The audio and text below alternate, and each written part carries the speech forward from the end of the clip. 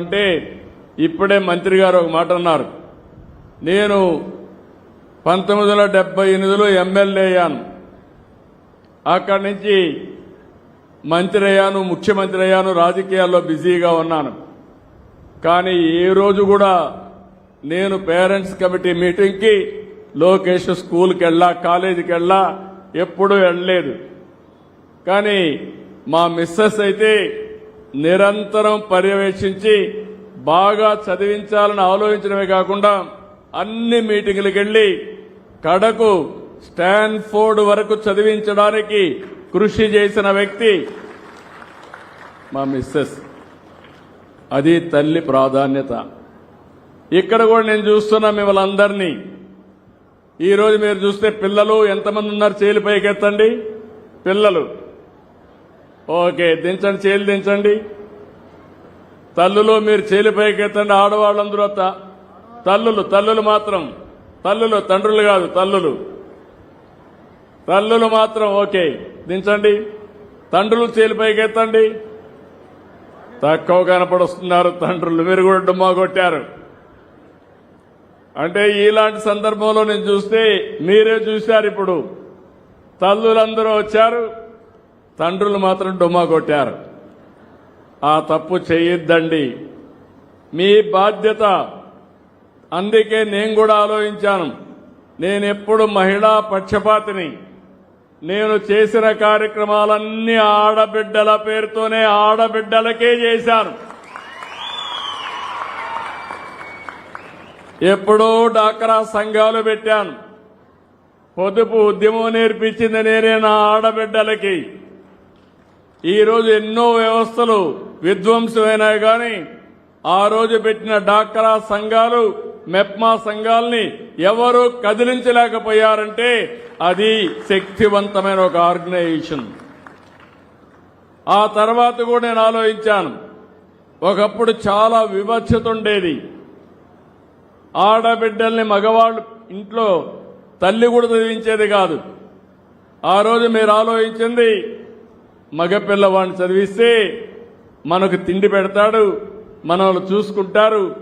ఆడపిల్లల్ని మాత్రం వీలైన తొందరలో పెళ్లిళ్లు చేసి ఒక ఇంటికి పంపించేయాలనుకునేవారు. నేను ఆ రోజు ఒకటే ఆలోచించాను.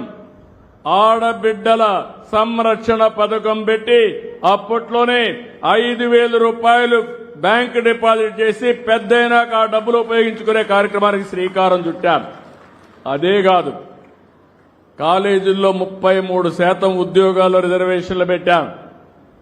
నేను ఒకటే ఆలోచించాను, మగ పిల్లల కంటే ఆడపిల్లలు తక్కువ కాదు. తల్లిదండ్రులు బిడ్డల్ని సమానంగా చూసుకోవాలి. ఆ స్ఫూర్తితోనే ఈరోజు ఎంతమంది పిల్లలుంటే అంతమంది పిల్లలకి తల్లికి వందనం ఇచ్చాం. ఈరోజు ఇక్కడ చూస్తే ఓసారి మనం చేసే కార్యక్రమాలు ఒక చరిత్రకు శ్రీకారం చుడతాయి. అదే నేను ఒకే బిడ్డకిస్తే ఒకరు మాత్రం చదివిస్తారు.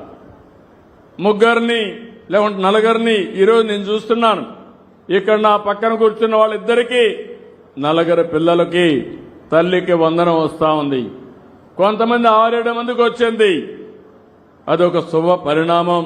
నేను చాలా ఆనందంగా ఫీల్ అవుతున్నా. ఎంతమంది పిల్లలుంటే అంతమందికి తల్లికి వందనం కింద డబ్బులు ఇవ్వడమే కాకుండా పూర్తిగా వాళ్ళని చదివించే బాధ్యత, నాణ్యమైన విద్య ఇచ్చే బాధ్యత ఈ ప్రభుత్వం తీసుకుంటాం. అందుకనే ఈరోజు మీరు చూసినప్పుడు ఒక మంచి సంకల్పం. ఇప్పుడే మంత్రి గారు చెప్పారు, ఒక మాట అన్నారు. ఆయన అడిగినప్పుడు నేను అందరినీ కూడా కొంచెం కన్సల్ట్ చేసినప్పుడు ఏ పోర్ట్ఫోలియో తీసుకుంటారంటే, కాదు నేను విద్యాశాఖే తీసుకుంటా, దీనివల్ల పిల్లల భవిష్యత్తు బాగా చేసే అవకాశం నాకు వస్తుందని ఏరి కోరి మనస్ఫూర్తిగా డిపార్ట్మెంట్ ఎంపిక చేసుకున్న వ్యక్తి లోకేష్. ఎందుకంటే నేను కూడా అనుకున్నాను, డిఫికల్ట్ డిపార్ట్మెంట్, అనునిత్యం పనులుంటాయి, కానీ అతనికి ఉండే స్టాన్ఫోర్డ్ వరకు చదువుకున్నాడు కాబట్టి ఆయన చూస్తే ప్రతి ఒక్కరూ మేము కూడా చదువుకొని పైకి రావాలనే కోరిక కలుగుతుంది. దాన్ని ప్రేరేపించే విధంగా కార్యక్రమాలు చేయమని చెప్పి కూడా ఆయనకి చెప్పా. అది చేస్తారని చెప్పి కూడా నేను మీ అందరికీ తెలియజేస్తున్నా. విద్యార్థుల విషయంలో ఒక ఉపాధ్యాయులదే బాధ్యత కాదు, తల్లిదండ్రులందరిది బాధ్యత. ఈరోజు మనం చూస్తున్నాం, ఈ కమిటీలో మీరు చూస్తే పోయిన సంవత్సరం డిసెంబర్లో ఒక మీటింగ్ పెట్టాం. 44,956 పాఠశాలల్లో పేరెంట్స్, టీచర్స్, మదర్స్ కమిటీ, ఇది మేనేజ్మెంట్ కమిటీలు నిర్వహించాం. ఈసారి మాత్రం కార్పొరేట్ స్కూల్స్ కూడా నేను చాలా గర్వపడుతున్నా. ఎందుకంటే పేద పిల్లలు ఈ గవర్నమెంట్ స్కూల్లో సరిగా చదువు చెప్పరనే ఉద్దేశంతో ప్రైవేట్ స్కూల్లో చదివిస్తున్నారు. చదువు అనేది చాలా ముఖ్యం, వాళ్ళ పిల్లల భవిష్యత్తు. అక్కడ చదివించినా పర్వాలేదు, అవసరమైతే ఒక 5-10 సంవత్సరాల్లో ప్రైవేట్, కార్పొరేట్ కంటే మిన్నగా గవర్నమెంట్ స్కూల్స్ తయారు చేసే బాధ్యత మా టీచర్లది, ఈ ప్రభుత్వాన్ని. నిన్నే నేను చూశాను, గర్వపడుతున్నా. ఒక నెల్లూరు ఒక స్కూల్ అయితే నో వేకెన్సీ బోర్డు పెట్టారు. అందరూ అయిపోయింది, ఫుల్ మంచి క్వాలిటీ ఇస్తా ఉంటే అందరూ అక్కడికి వెళ్తే వాళ్ళు క్లియర్గా పెట్టుకుని ఇంకా నో కాలేజ్ స్టూడెంట్ మొత్తం వేకెన్సీ అని మొత్తం చేసే పరిస్థితికి వచ్చారు. ప్రతి ఒక్క స్కూల్ కూడా ప్రైవేట్ స్కూల్స్తో పోటీ పడాలి, నాణ్యమైన విద్య ఇవ్వాలి. అవసరమైతే మళ్లీ పిల్లలందరూ మన స్కూళ్లకు రావాలి. నో వేకెన్సీ బోర్డు పెట్టి మీరు ముందుగా ఫుల్ అయిపోయినాయని చెప్పగలిగితే ఆ రోజు మా టీచర్ని మనస్ఫూర్తిగా అభినందిస్తానని మరొకసారి మీకు విజ్ఞప్తి చేస్తున్నా. మన టీచర్లు ఏం తక్కువ కాదు, చాలా సమర్థవంతమైన టీచర్లు. ఇక్కడ పనిచేసే టీచర్ల కంటే కార్పొరేట్ స్కూల్స్లో పెద్ద టీచర్లు కాదు. ఒక శ్రద్ధ పెట్టారు, వాతావరణాన్ని క్రియేట్ చేసి ముందుకు పోయే పరిస్థితికి వచ్చారు. ఈరోజు రాష్ట్ర ప్రభుత్వ పరంగా ప్రభుత్వం ఎయిడెడ్, అన్ఎయిడెడ్, జూనియర్ కాలేజీలు అన్ని కలిసి నిర్వహిస్తున్నాం. ఈరోజు మీరు చూస్తే 74,96,288 మంది విద్యార్థులు, 3,32,770 మంది ఉపాధ్యాయులు, 1,49,92,456 మంది తల్లిదండ్రులు.